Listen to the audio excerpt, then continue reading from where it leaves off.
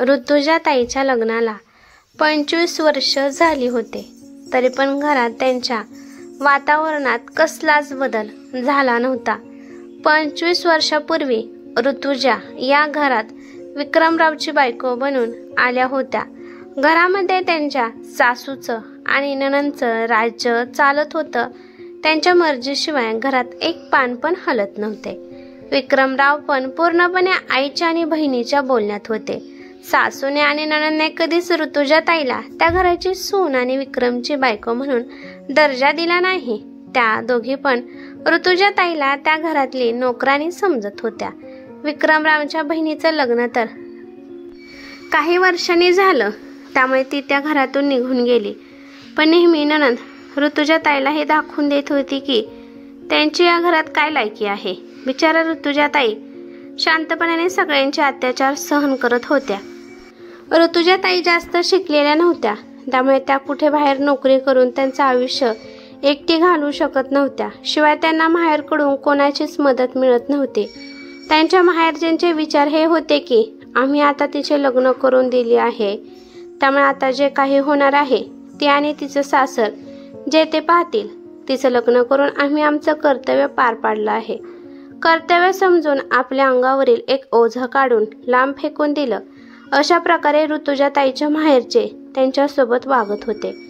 छोट्या छोट्या गोष्टीवरून विक्रमराव ऋतुजा ताईला मारत होते आणि या बाबतीत ऋतुजा ताईचे सासू सासरे पण विक्रमरावला साथ देत होते. सासू सासरे म्हणत होते की असल्या बायकोला असेच वागवले पाहिजे. पूर्ण आयुष्य ऋतुजा ताईने सासूचा आणि नवऱ्याचा मार खाल्ला. ऋतुजा ताईला वाटत होतं की हेच माझं आयुष्य आहे. तिला वाटले की जेव्हा सासू सासरे या जगात नसतील तेव्हा तिच्या आयुष्यात आनंद येईल. काही काळानंतर तिचे सासू सासरे दोघे पण हे जग सोडून गेले. ते निघून गेल्यावर ऋतुजा ताईला अजिबात दुःख झालं नाही, कारण जेव्हा ते जिवंत होते तेव्हा ऋतुजा ताईला त्यांनी खूप त्रास दिला होता. परंतु विक्रमराव अजून पण तसेच होते. त्यांच्यामध्ये कोणताच बदल झाला नव्हता. विक्रमराव ऋतुजा ताईला फक्त त्या घरची मोलकरीण समजत होते. ऋतुजा ताईला आता समजले होते की तिला तर नवऱ्याचं सुख कधीच भेटणार नाही. ऋतुजा ताईला वाटले की आता माझा मुलगा जेव्हा मोठा होईल तेव्हाच तो माझी इज्जत करेल, तेव्हाच आपलं आयुष्य सुरळीत चालेल आणि त्यानंतर त्या या घरात मोकळा श्वास घेऊ शकेल. आता ऋतुजा ताईच्या लग्नाला 28 वर्ष होऊन गेले होते आणि आता त्यांच्या मुलाचे लग्न पण झाले होते. मुलगा आणि सून दोघे पण शिक्षक होते. मुलाने लहानपणापासून आपल्या आईला या घरात गावंढळ अडाणी मोलकरींसारखं पाहिलं होतं. त्याला वाटत होतं की आपल्या आईला वाचायला लिहायला येत नाही, त्याबरोबर आपल्या आईला खूप काही बोलता पण येत नाही. फक्त आपल्या आईला आपल्या वडिलांचा आणि आजीचा मार खाताना त्याने पाहिलं होतं. जसा जसा ऋतुजा ताईचा मुलगा मोठा होऊ लागला तसे त्याच्या वडिलांनी विक्रमरावने त्याला समजावले होते की तुझ्या आईची या घरात हीच लायकी आहे, त्याप्रमाणे तुझ्या आईसोबत असेच वागावे लागते. घरात सून आली होती तरी पण ऋतुजा ताईच्या आयुष्यामध्ये नवीन काहीच घडत नव्हते. दिवस रात्र ऋतुजा ताई किचनमध्ये राबत असायच्या. ऋतुजा ताईने विचार केला होता की घरात सून आल्यावर किचनमधल्या कामापासून सुटका मिळेल आणि बसून सुनाच्या हातचे खायला मिळेल. शिवाय ऋतुजा ताईने हा पण विचार केला होता की मी माझ्या सुनेला खूप प्रेम देणार. ज्या प्रकारे ऋतुजा ताईला त्यांच्या सासूने त्यांच्यासोबत केले होते तसे त्या त्यांच्या सुनेसोबत अजिबात काही वागणार नव्हत्या. परंतु हे सगळं तेव्हा घडलं असतं जेव्हा त्यांना या घरात या घरची मालकीण समजलं असतं, कारण विक्रमरावने ऋतुजा ताईला कधी असा दर्जा दिला नव्हता. ऋतुजा ताईच्या सुनेला पण कळाले होते की आपला नवरा आणि आपले सासरे सासूबाईला अजिबात इज्जत देत नाहीत आणि कधी कधी सासरे पण आपल्या सासूबाईला मारत असतात. त्यामुळे तिला चांगलेच कळाले होते की सासूला या घरात कोणतीच किंमत नाही. याचा फायदा घेऊन सुनेने पण घरातली सगळी जिम्मेदारी सासूच्या खांद्यावर लादली. बघता बघता ऋतुजा ताईच्या मुलाच्या लग्नाला 3 वर्ष झाले होते आणि त्यांना नातू पण झाला होता. सकाळच्या वेळी सून कामाला जात होती आणि संध्याकाळीच घरी येत होती.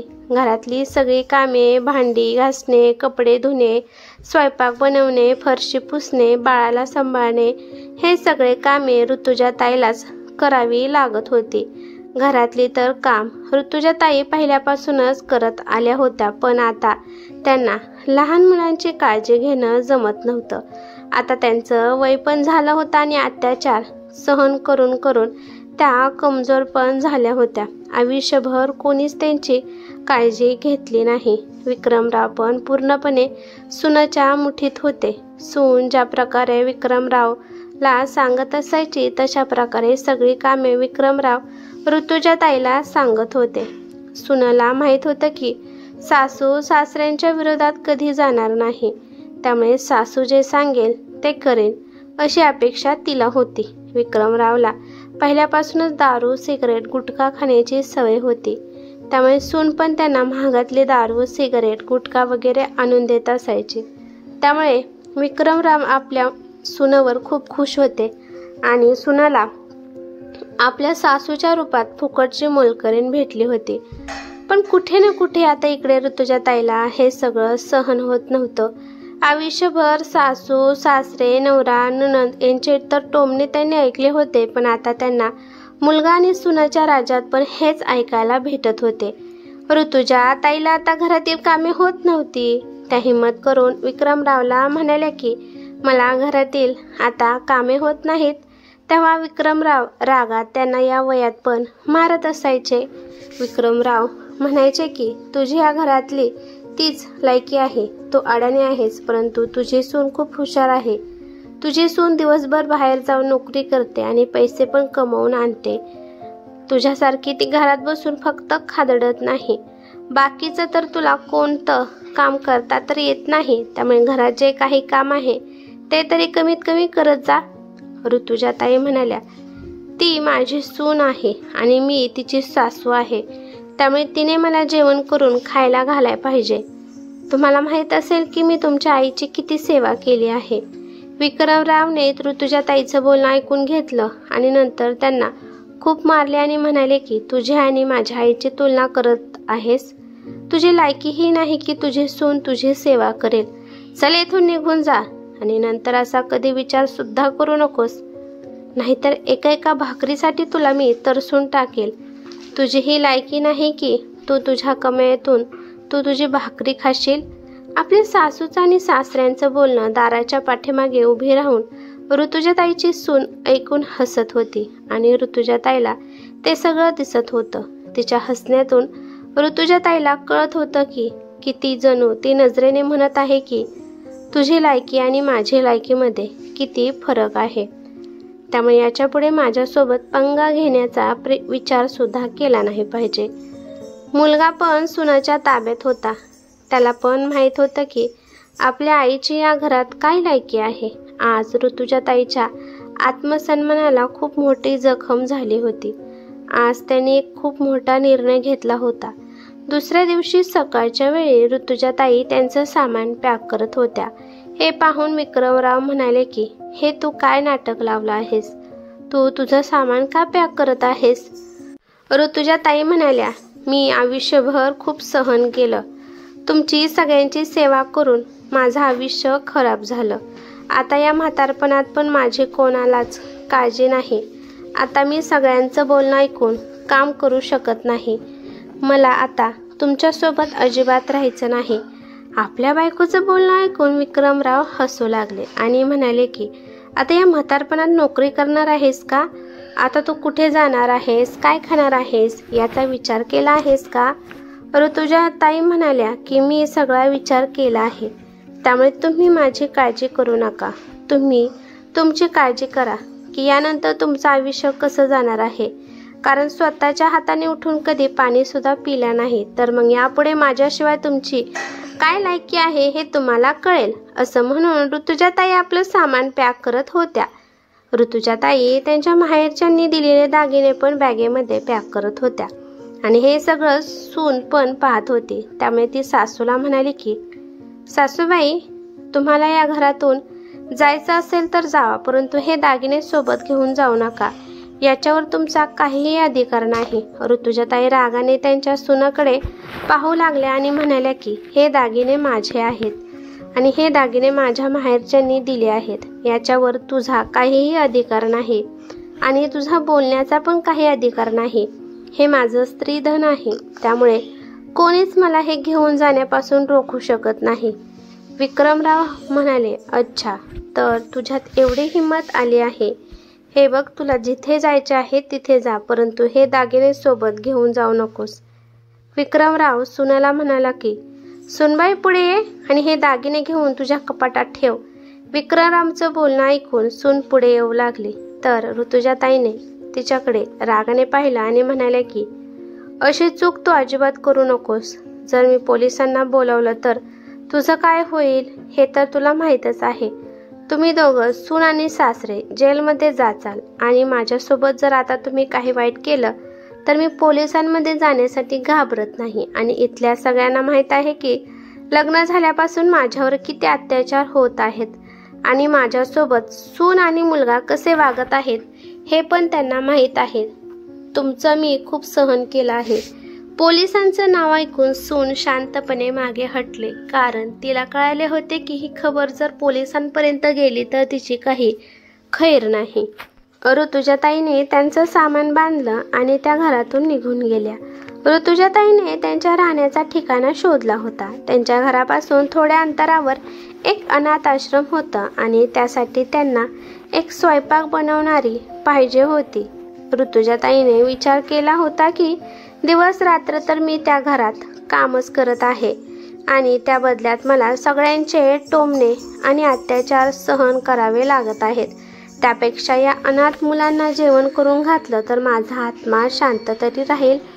ऋतुजाताईंनी त्यांच्या आत्मसन्मानासाठी आणि शांतीसाठी हा निर्णय घेतला होता आणि त्याचबरोबर ऋतुजाताईंनी त्यांचे सगळे दागिने विकून ते पैसे बँकेमध्ये पण जमा केले होते, कारण कधी काळी आजारी पडल्या तर तेवढेच पैसे उपयोगी पडतील. अनाथ आश्रममध्ये ऋतुजाताईला राहण्यासाठी एक खोली भेटली होती. शिवाय त्यांना त्यातून चांगला पगार पण मिळत होता. त्यामुळे ऋतुजाताई तिचं आयुष्य चांगलं घालवत होत्या. इकडे ऋतुजाताईने घर सोडल्यानंतर त्यांच्या सुनेला समजलं होतं की आता तिच्या सासऱ्याचं या घरात काहीच फायदा नाही, कारण विक्रमराव घरात कोणतं पण काम करत नव्हते आणि बाळाला पण सांभाळत नव्हते. त्यामुळे सुनेने आणि मुलाने त्यांच्याकडे लक्ष दिले नाही. ते काही दिवसांनंतर ते घर सोडून दुसऱ्या घरी शिफ्ट झाले. आता विक्रमराव त्या घरात एकटे राहत होते आणि त्यांची स्वतःची लायकी काय आहे हे समजण्यासाठी त्यांना जास्त काळ गेला नाही. त्यांना आता वेळेवर कोण जेवण देत नव्हते, नाही कुणी आता त्यांचे टोमणे ऐकत होते. त्यांना आता धुतलेले कपडे पण भेटत नव्हते. शिवाय घर पण त्यांना स्वच्छ दिसत नव्हते. घरातील सामान पण जिथल्या तिथे महिनाभर पडून राहत होते. आणि विक्रमरावचा स्वभाव आणि दारूची सवय असल्यामुळे कोणी मोलकरीण घरी येण्यासाठी पण घाबरत असायची. एका भाकरीसाठी तो तरसत होता. बाहेरचं जेवण त्यांना सहन होत नव्हतं, त्यामुळे त्यांना जास्त त्रास होऊ लागला आणि त्रास जास्त होत असल्यामुळे ते जास्त दारू पिऊ लागले आणि त्यांची जी पेन्शन येत होती ती पेन्शन पण ते दारूमध्ये आणि मोजमस्ती करण्यामध्ये घालवत होते. 2-3 महिन्यानंतर विक्रमरावची तब्येत खूपच बिघडली. त्यांना आता समजलं होतं की त्यांच्या आयुष्यामध्ये ऋतुजाताईचं काय स्थान आहे. आता विक्रमरावला ऋतुजाताईची खूप आठवण येऊ लागली. त्यांना समजलं होतं की लग्न झाल्यापासून त्यांनी ऋतुजाताईसोबत किती वाईट वागणूक केली. विक्रमरावने इकडे तिकडे विचारून ऋतुजाताईचा पत्ता लावला आणि ते ऋतुजाताईला भेटण्यासाठी अनाथ आश्रममध्ये गेले. तिथे जाऊन विक्रमरावने ऋतुजाताईची माफी मागितली. ऋतुजा, मला माफ कर. आयुष्यभर मी तुला फक्त त्रास दिला. आज मला खरंच खूप पश्चाताप होत आहे. आता माझ्यापाशी कोणीच नाही. मी एकटाच त्या घरात राहत आहे. माझी काळजी घेण्यासाठी पण कोणी नाही. मला असं आयुष्य घालवायचं नाही. मला 2 भाकरी करून घालण्यासाठी पण कोणी तयार नाही. प्लीज ऋतुजा, मला माफ कर आणि माघारी माझ्यासोबत चल. इकडे ऋतुजाताईला विक्रमरावचं बोलणं ऐकून तळपायाची आग मस्तकाला गेली होती. ऋतुजाताईने रागाने एक जोरदार कानाखाली विक्रमरावच्या लावली आणि म्हणाल्या की स्वार्थी माणसा, स्वतःला त्रास होत आहे हे पाहून आज तुला माझी आठवण आली आहे. तुला काय वाटलं की तुझं गोड बोलणं ऐकून मी तुझ्यासोबत त्या घरात माघारी येईल आणि तुझी मनापासून सेवा करेल. हे सगळं विसरून जा. तुझ्या म्हणण्याप्रमाणे आता काहीच होणार नाही. तुझ्यासारख्या राक्षसी माणसामुळे माझं पूर्ण आयुष्य खराब झालं. या आयुष्यात आता माझं कोणीच नाही. माझ्या आयुष्यात नवरा नाही, मुलगा नाही आणि सून पण नाही. मला आता कोणाचाच मोह नाही. शांतपणाने इथून निघून जा, नाही तर पोलिसांना बोलवून इथून मारून हाकलून द्यायला सांगेन. विक्रमरावला समजलं होतं की एवढ्या सहजासहजी ऋतुजाताई त्यांच्यासोबत येणार नाही. आयुष्यभर त्यांनी बायकोला मारले होते, टोमणे दिले होते, कधी बायकोची माया केली नव्हती. त्यामुळे ऋतुजा माझ्यासोबत येणार नाही हे विक्रमरावला कळून चुकले होते. ही कथा कशी वाटली ते मला कमेंट करून नक्की सांगा. कथा आवडली तर लाईक शेअर नक्की करा आणि चॅनेलवरती नवीन असाल तर चॅनेलला सबस्क्राईब करा. धन्यवाद.